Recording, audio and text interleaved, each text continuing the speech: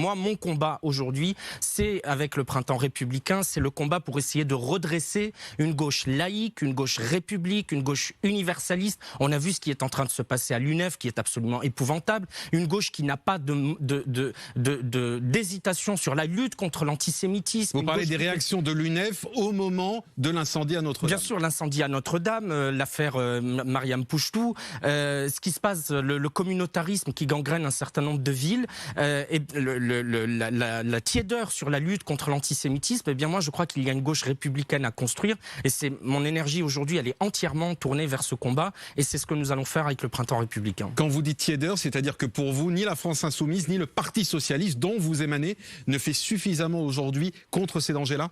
Non, aujourd'hui je crois que vous êtes en mesure de me dire quelle est la ligne du Parti socialiste sur la laïcité. Personne ne la connaît, pas même les socialistes eux-mêmes. À la France insoumise, vous avez des gens qui pensent tout et leur contraire. Des laïcs qui aiment Charb et qui veulent Charlie Hebdo. Et ceux, en même temps, qui veulent le censurer et qui trouvent que Charb était un raciste patenté. Est-ce qu'on peut faire confiance à ces gens-là pour redresser le totem de la gauche? Ils ont mis toutes ces affaires sous le tapis pendant des années. Ils ont refusé de traiter ces sujets. Ils condamnent d'islamophobes toute personne qui ose mener une critique contre l'islam politique.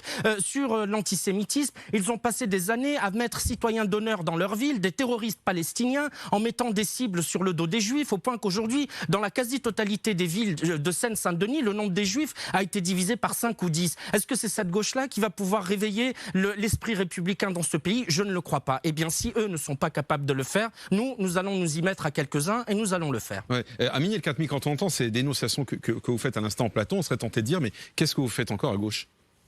Mais je ne suis pas...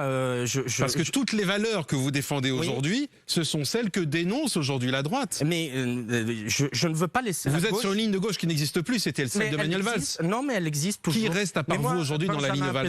Je rencontre des millions de Français de gauche. J'ai fait une tournée depuis le début de l'année. Je suis allé aux 4 coins du pays rencontrer ces électeurs. Comment ont-ils dit? Ils m'ont dit, nous sommes orphelins.